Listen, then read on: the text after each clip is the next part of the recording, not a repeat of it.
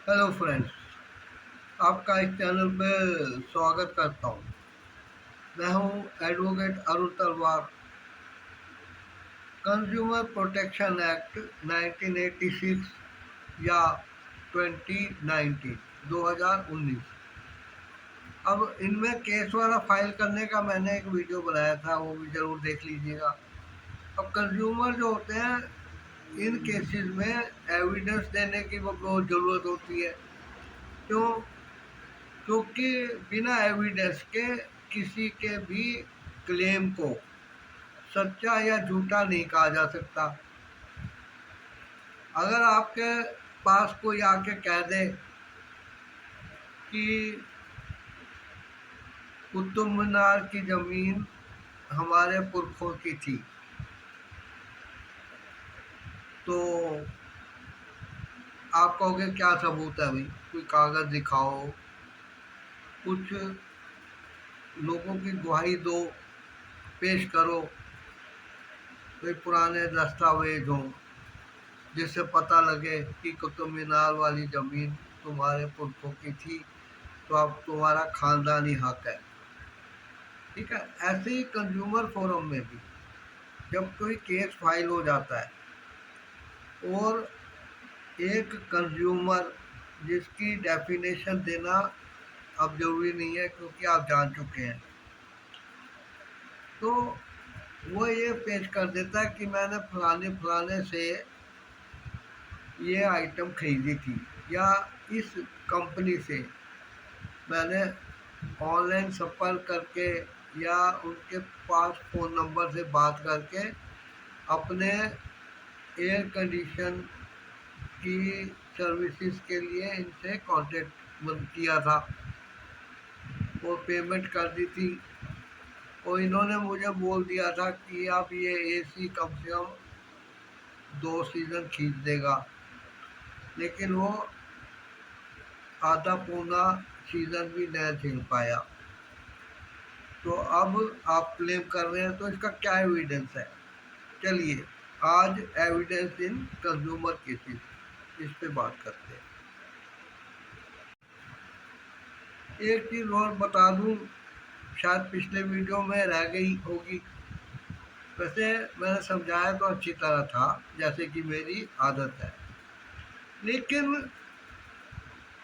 अब 2019 का जो मैंने कंज्यूमर प्रोटेक्शन एक्ट का नाम लिया है, उसमें बहुत सारी मैंने बताई थी पिछले वीडियो में भी कि बहुत सारी चेंजेस आई हैं जो कि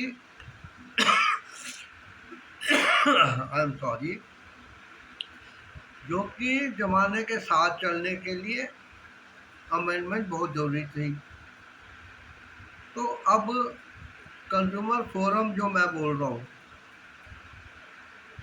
तो इसकी एक हमें आदत भी पड़ जाती है बोलने की। लेकिन एक्चुअली क्या है, अब फोरम की जगह कमीशन कहा जाने लगा है। इस चीज़ को भी नोट करिए। हमेशा कानून की पढ़ाई किया हुआ आदमी सच्चे दिल का होना चाहिए। ये ना हो कि वो कानून की जानकारी लेके अपराधियों को कानून से बचाए।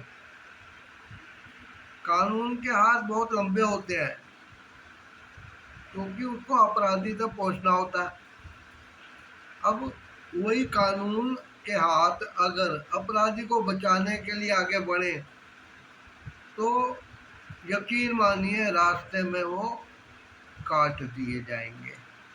चलिए अब आगे देखते हैं। जैसे कानून के दूसरे रूप आईपीसी, सीआरपीसी, सीपीसी, इसमें इंडियन एविडेंस एक्ट के हिसाब से काम किया जाता है। एविडेंस पे सिविल केसेस और क्रिमिनल केसेस में एविडेंस और क्रॉस एग्जामिनेशन करने का सिस्टम बहुत पक्का है। लेकिन अब कंज्यूमर कमीशन में देखिए, आप फोरम नहीं कहेंगे, समझ जाइए। अब कमीशन में जब कोई कंज्यूमर केस आता है, दोनों पार्टियों के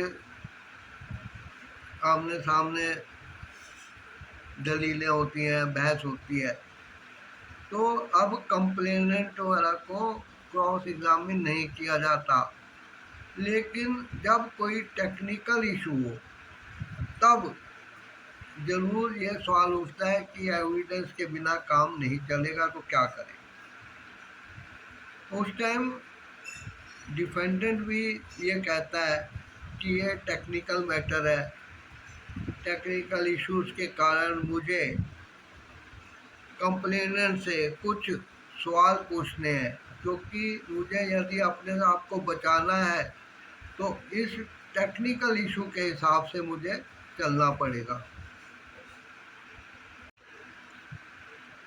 इसके लिए डिफेंडेंट जो होगा उसको एक एप्लीकेशन देनी पड़ेगी। विदाउट एप्लीकेशन ये नहीं है कि इसकी केस की कोई ऐसी स्टेज नहीं होती। जैसे कि मैंने सेक्शन 125 सीआरपीसी की स्टेजेस बताई थी, ऐसी ये भी एक लीगल केस ही है, क्योंकि इसमें कानून बनाया हुआ पार्लियामेंट में। तो अब इसमें डायरेक्ट एविडेंस की बात ही नहीं आती है, प्रूफ की, विटनेस की बात नहीं आती है। अब कंप्लेनेंट जो है उसने अपने कोई सबूत पेश किए, कुछ लोगों को पेश किया, कोई गवाहियाँ दी, कुछ डॉक्यूमेंट्स प्रोड्यूस किए, बिल इत्यादि, और गारंटी कार्ड हो गया, वारंटी कार्ड हो गया, या ऐसा ही कोई वादा जो कि उसने वर्बली कर दिया हो लोग झोंक में। तो अब उसको अगर टेक्निकल मैटर कोई है तो डिफेंडेंट को ये एप्लीकेशन में बताना पड़ेगा कि वो क्या चाहता है। बिना उसकी एप्लीकेशन दिए ये नहीं होगी। अब वो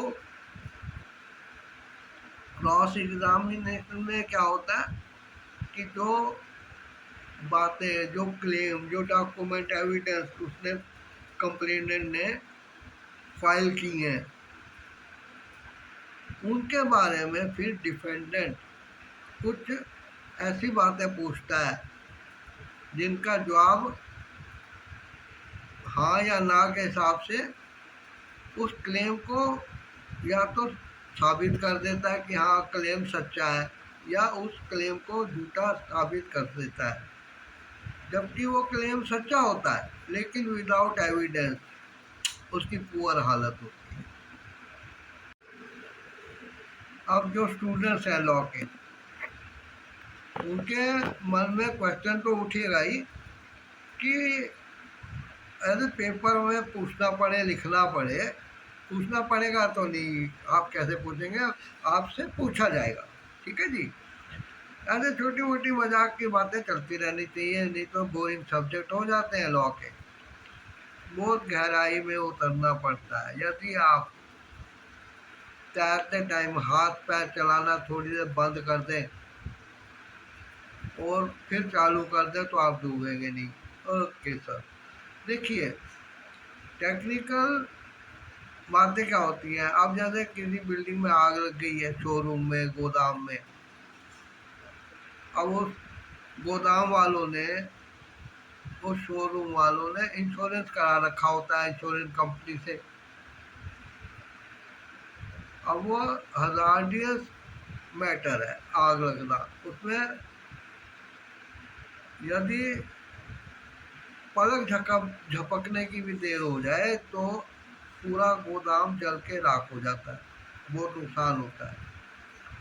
अच्छा, अब क्या होगा, इसमें कंज्यूमर केस बन जाएगा कि एक इंश्योरेंस कंपनी ने सर्विसेज दे रखी है, इंश्योरेंस दिया हुआ है ना, तो वो सर्विसेज में आएगा, उससे गारंटी दे रखी है कि माल जलेगा तो हम भरपाई करेंगे।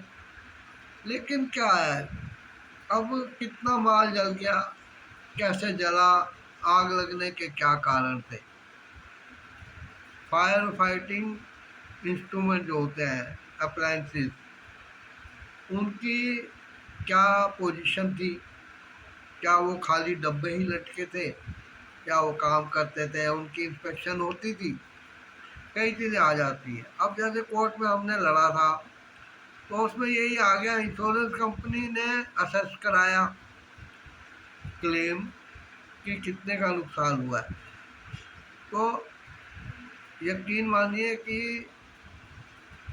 क्या गोदाम वाला नहीं कराएगा। ठीक है, अब इंश्योरेंस कंपनी ने कह दिया आपका धेले का नुकसान नहीं हुआ, तो अब गोदाम का, शोरूम का जो मालिक है, ओनर है, वो क्या इस चीज़ को मान लेगा कि हाँ हाँ ठीक कह रहे हो, कोई नुकसान नहीं हुआ। लेकिन अब वो भी कराएगा, असेस दोनों कराएंगे। और असेस कौन करेंगे? कोई स्पेशलिस्ट होते हैं ऐसे। लेकिन जो टेक्निकल मैटर है, ये ज़्यादातर जो मेडिकल, हेल्थ इंश्योरेंस हो, मेडिकल हो, हॉस्पिटल के ऑपरेशन थिएटर की, और वेंटिलेटर की, ऐसी कोई चीज़ है उसमें। अब एक पेशेंट के इलाज के लिए आगे हायर किया जाता है डॉक्टर को, उस हॉस्पिटल के थ्रू या इंडिपेंडेंटली। तो अब कोई हादसा हो जाता है, ठीक है, तो अब क्या होता है, सारे लोग कहते हैं कि डॉक्टर की गलती थी। अब डॉक्टर की गलती क्या थी?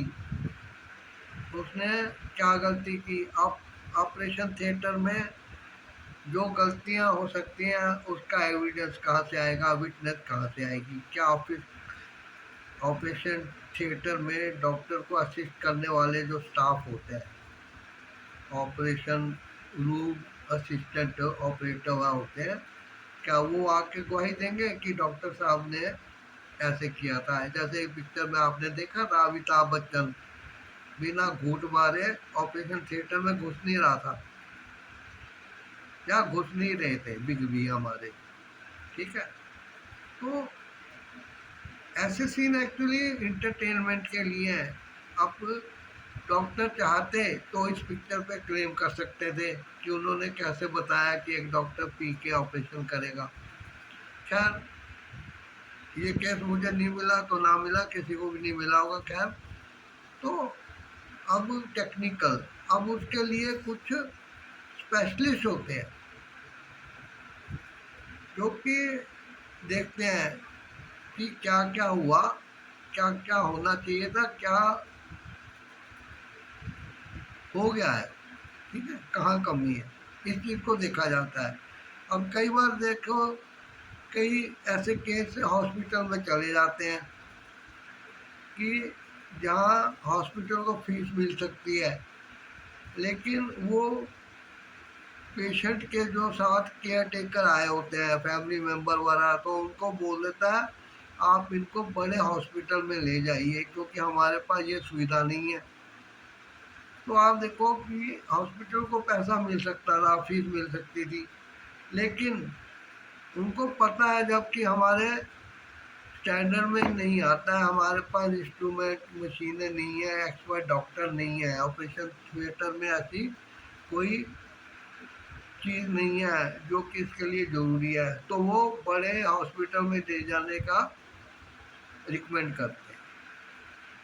सिर्फ फीस के लालच में पढ़ के अगर वो करते हैं तो कंज्यूमर फोरम में उनकी बैंड बाजे के साथ बहुत धुनाई होती। ऐसे मेडिकल केसेस में क्रॉस एग्जामिनेशन की, जब डिफेंडेंट कोई हॉस्पिटल डॉक्टर वाला एप्लीकेशन देता है, तब परमिशन ग्रांट की जाती है, वरना दूसरे केसों में बहुत कम मौका आता है कि जब परमिशन ग्रांट होती है, वो एप्लीकेशन सेट असाइड कर दी जाती है। लेकिन जो मेडिकल साइड के केसेस है, उसमें क्रॉस एग्जामिनेशन की पूरी इजाज़त दी जाती है। अब कंज्यूमर कोर्ट में जो एविडेंस है वो कैसे होता है? इसके लिए दोनों पार्टीज को, कंप्लेनेंट को और डिफेंडेंट को, ऑर्डर दिया जाता है कि आप लोग अपने अपने एफिडेविट बनवाइए, पूरी अपनी बातें, क्लेम और डिस्क्लेम जो भी है वो लगाइए, और उनके साथ अपने डॉक्यूमेंट्स भी लगाइए कि आप जो एफिडेविट में बता रहे हैं वो किस आधार पे बता रहे हैं। बस ये होती है क्रॉस एग्जामिनेशन की कंज्यूमर कमीशन, जो कि आप कंज्यूमर फोरम नहीं कहलाते हैं वहाँ पे। तो दोस्तों, डियर स्टूडेंट्स, जो कि LLB, LLM, BCom, CA, CS, judiciary वगैरह में अपीयर हो रहे हैं, या कोई ऐसे एग्जामिनेशन दे रहे हैं एंट्रेंस टेस्ट वगैरह जिसमें कि ऐसे क्वेश्चन आ सकते हैं, या कोई ऐसे लिखने के लिए आ सकता है, तो आप लोग बेधड़क जो बातें मैंने बताई हैं इतने ही लिख दीजिए। अब इसको आप अंडरलाइन करके, कलर करके, कैसे भी, जो मैंने प्लेन शब्दों में बताया है, क्योंकि मैं ज़्यादातर ये वीडियो उनके लिए बनाता हूँ जो कि लॉ की पढ़ाई कर रहे हैं या लॉ की जानकारी लेना चाहते हैं। तो उसमें ज़्यादा कलाकारी की ज़रूरत नहीं होती, मेरे को सीधे साधे शब्दों में मैं बताता हूँ ताकि सबकी समझ में आराम से बैठ जाए। अब इसको कितना सुधारा जा सकता है ये आप के ऊपर है। क्या आप ये बता सकते हैं कि आपका और मेरा कंज्यूमर सर्विस प्रोवाइडर या कोई ऐसा संबंध है, ऐसा रिलेशन बनता है? आप देखिए कमेंट में मुझे ज़रूर बताइए, ठीक है। अब सोचिए इस चीज़ को। अच्छा, एक चीज़ और बता दूं कि आप मेरे वीडियो को पूरे ध्यान से देखा करिए, क्योंकि ये बड़े इंटरेस्ट के साथ मैं बनाता हूँ और मैं बेधड़क होके बताता हूँ, लूप होल भी बता देता हूँ, ठीक है। आप मेरे इस चैनल को ज़रूर, यानी कि यूट्यूब के चैनल को, आई एम सॉरी, तो इसको आप सब्सक्राइब जरूर कर दीजिएगा, बेल आइकन, ऑल का बटन वगैरह जैसे आपको जानकारी हो चुकी है ज़रूर करिएगा, और वीडियो के नोटिफिकेशन जो आपको मिलते रहेंगे। थैंक्स। मिलते हैं किसी अगले सब्जेक्ट के साथ, किसी अगले क्वेश्चन में।